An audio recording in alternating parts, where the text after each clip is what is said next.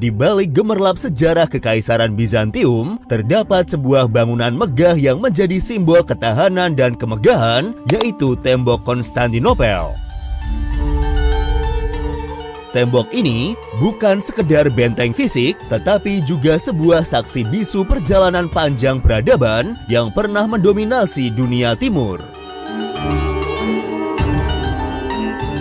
Dibangun dengan keahlian tinggi pada abad ke-5 Masehi, Tembok Konstantinopel bertahan menghadapi berbagai serangan dan belokan sejarah, menjadikannya salah satu struktur pertahanan paling terkenal di dunia. Sebagai pelindung utama bagi ibu kota Kekaisaran Bizantium, tembok ini melambangkan kekuatan dan kejayaan kerajaan yang pernah berjaya. Namun, di balik kekokohannya, Tembok Konstantinopel juga menyimpan kisah-kisah dramatis dari pertempuran sengit hingga strategi brilian yang mengiringi jatuhnya kota ini. Melalui video ini, kita akan menelusuri sejarah, fungsi, serta keunikan dari Tembok Konstantinopel yang tidak hanya menjadi benteng, tetapi juga simbol dari ketahanan suatu peradaban yang luar biasa.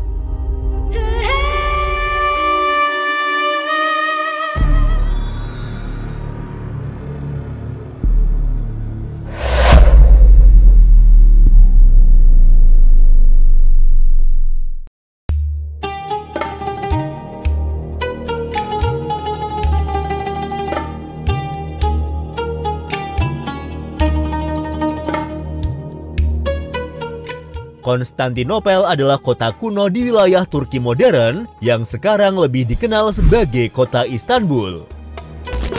Pertama kali dihuni pada abad ke-7 sebelum Masehi, Konstantinopel berkembang menjadi pelabuhan yang berkembang pesat berkat lokasi geografisnya yang strategis di antara Eropa dan Asia, serta keberadaan pelabuhan alaminya. Konstantinopel termasuk kota dengan sistem pertahanannya yang sangat kuat. Menara dan benteng-bentengnya sangat besar dan terlihat begitu jelas dari berbagai penjuru. Kemegahan dan kejayaannya ini membuat banyak bangsa lain ingin merebut dan mengambil alih kekuasaan Konstantinopel.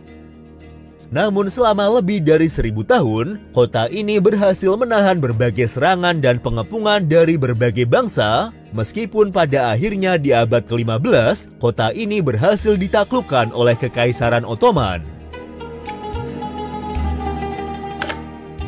Kuatnya pertahanan kota Konstantinopel dari berbagai serangan ini tidak lepas dari peran Tembok Konstantinopel atau yang dikenal juga sebagai Tembok Theodosian yang mengelilingi dan melindungi kota tersebut. Tembok-tembok tersebut merupakan sistem benteng besar terakhir dari zaman kuno dan salah satu sistem yang paling rumit yang pernah dibangun. Tembok-tembok tersebut juga merupakan benteng terbesar dan terkuat di dunia kuno dan abad pertengahan. Saat ini, sisa-sisa tembok Konstantinopel masih dapat ditemukan di kota Istanbul di negara Turki. Meskipun beberapa bagian telah hancur dan direnovasi, warisan sejarahnya tetap menjadi simbol kejayaan Bizantium. Struktur ini juga diakui sebagai salah satu contoh terbaik arsitektur pertahanan di dunia. Tembok tersebut tetap menjadi bangunan bersejarah yang menonjol di Istanbul, Turki, dan merupakan salah satu situs warisan dunia UNESCO.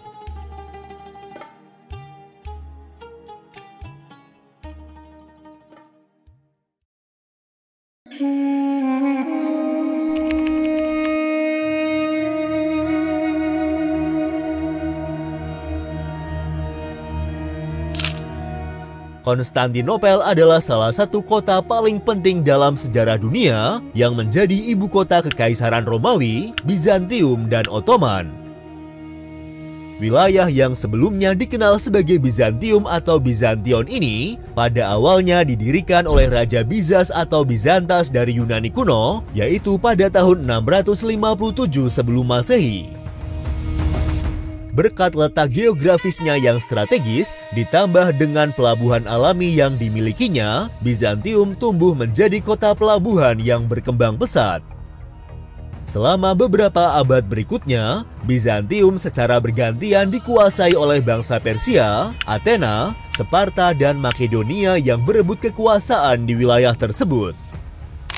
Kota ini berhasil dikuasai oleh Romawi menjelang akhir abad kedua atau sekitar tahun 196 Masehi.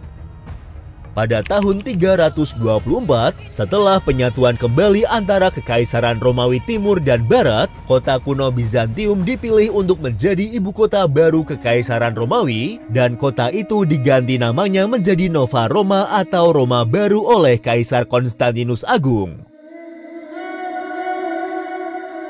Pada tanggal 11 Mei tahun 330, nama kota ini kemudian diubah menjadi Konstantinopel dan didedikasikan untuk Kaisar Konstantinus.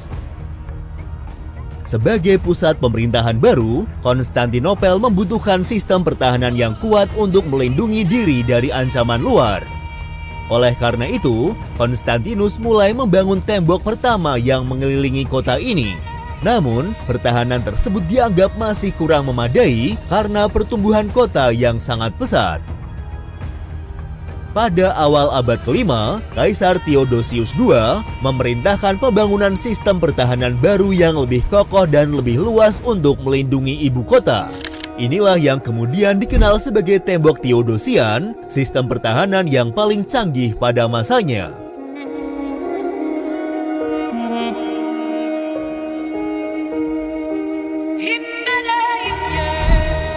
Tembok Konstantinopel terdiri dari beberapa lapisan yang dirancang untuk menghadang serangan musuh secara berjenjang. Lapisan pertama adalah parit besar yang mengelilingi kota, diikuti oleh tembok luar, dan kemudian tembok dalam yang jauh lebih tebal dan tinggi. Tembok dalam memiliki ketinggian sekitar 12 meter dan ketebalan mencapai 5 meter dengan menara setinggi 20 meter yang berfungsi sebagai titik pengawasan dan pertahanan. Struktur ini diperkuat dengan gerbang yang disebut sebagai Golden Gate, pintu masuk utama yang dibuat dari batu marmer putih dan digunakan untuk perayaan kemenangan militer. Selain itu, Konstantinopel juga memiliki tembok laut yang membentang di sepanjang pesisir Laut Marmara dan Tanduk Emas yang berfungsi untuk melindungi kota dari serangan laut. Kehebatan tembok Konstantinopel terbukti selama berabad-abad ketika kota ini berhasil bertahan dari berbagai serangan, termasuk serangan dari bangsa Hun pada abad ke-5, pengepungan oleh bangsa Arab pada abad ke-7 dan abad ke-8, serta serangan bangsa Rusia pada abad ke-10. Meskipun kota ini sempat jatuh ke tangan tentara salib pada tahun 1204 selama Perang Salib keempat, tembok tersebut tetap menjadi simbol ketahanan Bizantium hingga abad ke-15. Namun, pada tahun 1453, tembok yang selama ini dianggap tidak tertembus, akhirnya runtuh setelah pasukan Kesultanan Utsmaniyah atau Ottoman di bawah kepemimpinan Mehmed II yang dikenal dengan julukan Mehmed Sang Penakluk menggunakan meriam besar untuk menghancurkan dinding pertahanan. Peristiwa ini menandai berakhirnya Kekaisaran Bizantium dan Konstantinopel berubah menjadi ibu kota Kesultanan Ottoman yang kemudian dikenal sebagai Istanbul. Tembok tersebut sebagian besar tetap utuh selama sebagian besar periode Ottoman hingga beberapa bagian mulai dibongkar pada abad ke-19 karena kota tersebut telah melampaui batas-batas abad pertengahan. Meskipun kurangnya perawatan, banyak bagian tembok tersebut yang masih bertahan dan masih berdiri hingga saat ini. Mengingat pentingnya peran tembok ini dalam sejarah peradaban dunia, program restorasi skala besar tembok Konstantinopel telah berlangsung sejak tahun 1980-an.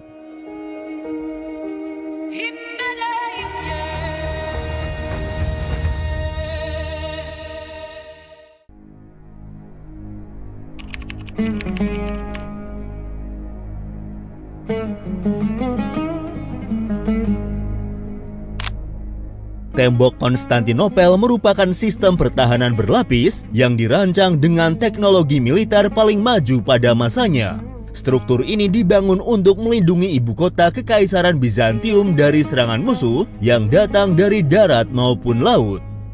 Sistem pertahanan ini tidak hanya terdiri dari satu lapisan dinding, tetapi memiliki beberapa lapisan pertahanan yang saling mendukung. Secara umum, konstruksi tembok ini terdiri dari parit besar, tembok luar, dan tembok dalam yang semuanya dirancang untuk memberikan perlindungan maksimal terhadap kota. Bagian terluar dari sistem pertahanan adalah parit besar yang memiliki kedalaman sekitar 10 meter dan lebar sekitar 20 meter. Parit ini seringkali diisi dengan air untuk memperlambat gerak pasukan musuh dan menghambat peralatan pengepungan seperti menara serbu dan ketapel. Di belakang parit terdapat tembok luar yang tingginya sekitar 8 meter dan dilengkapi dengan menara pertahanan yang ditempatkan setiap 50 meter. Tembok luar ini juga memiliki celah-celah kecil untuk memungkinkan pemanah Bizantium menyerang musuh tanpa terekspos terlalu banyak. Di belakang tembok luar terdapat jalan militer yang digunakan oleh pasukan Bizantium untuk berpindah tempat dengan cepat saat terjadi serangan dan memungkinkan komunikasi serta koordinasi yang lebih efektif dalam pertempuran. Setelah jalan militer, terdapat tembok dalam yang merupakan pertahanan utama Konstantinopel.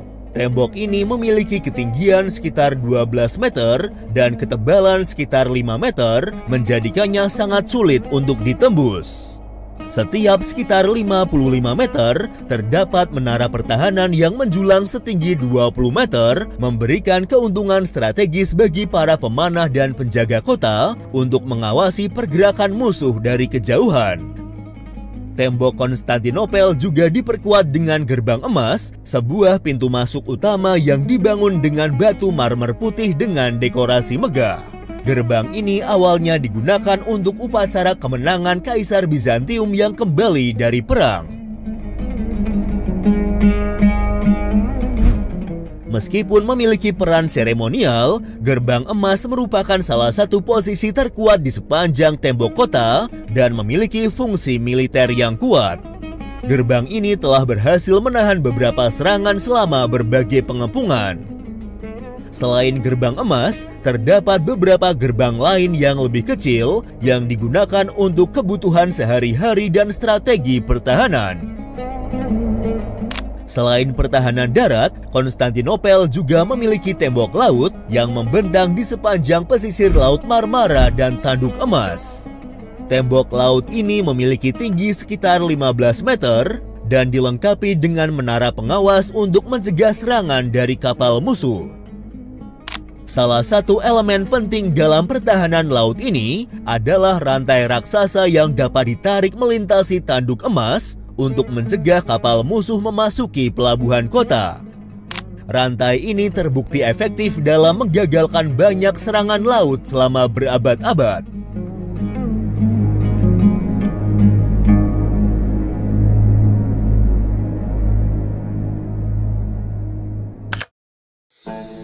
Dan seperti biasa, untuk mengenal lebih jauh tentang tembok Konstantinopel, berikut adalah 5 fakta menarik tentang tembok Konstantinopel.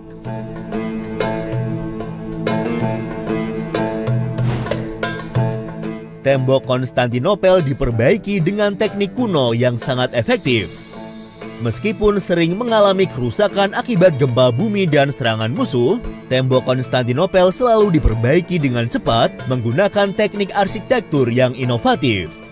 Salah satu metode yang digunakan adalah mencampurkan batu bata dengan lapisan mortar fleksibel yang memungkinkan tembok meredam guncangan gempa tanpa langsung runtuh.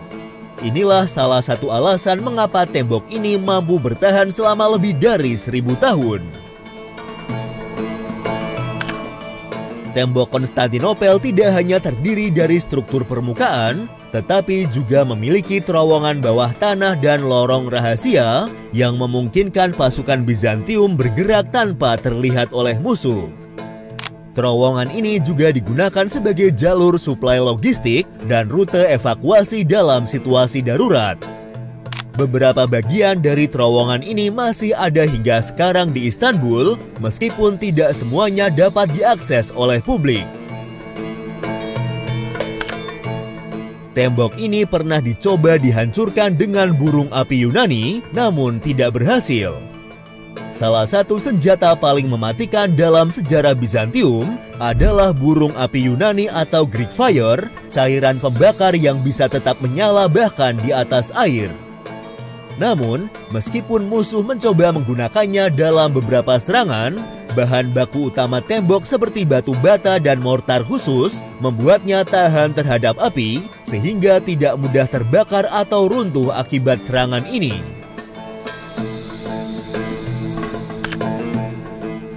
Setelah berhasil menaklukkan Konstantinopel pada tahun 1453, Sultan Mehmed II tidak langsung membiarkan tembok ini hancur. Sebaliknya, ia memerintahkan restorasi beberapa bagian tembok untuk digunakan kembali sebagai pertahanan kota. Bahkan, Kekaisaran Ottoman menggunakan sebagian struktur ini hingga abad ke-19 untuk melindungi Istanbul dari serangan asing. Sebagian besar sejarah mencatat bahwa meriam raksasa Ottoman menjadi faktor utama kejatuhan Konstantinopel. Tetapi ada teori lain yang menyebutkan bahwa pasukan Ottoman berhasil memasuki kota melalui gerbang rahasia Kerkoporta, sebuah pintu kecil di tembok yang secara tidak sengaja dibiarkan terbuka oleh pasukan Bizantium. Kelalaian ini disebut sebagai salah satu faktor yang mempercepat jatuhnya kota, memungkinkan pasukan Ottoman menerobos pertahanan sebelum meriam mereka sepenuhnya menghancurkan tembok. Bagaimana menurut kalian? Terima kasih sudah menonton dan tunggu video dari kami selanjutnya.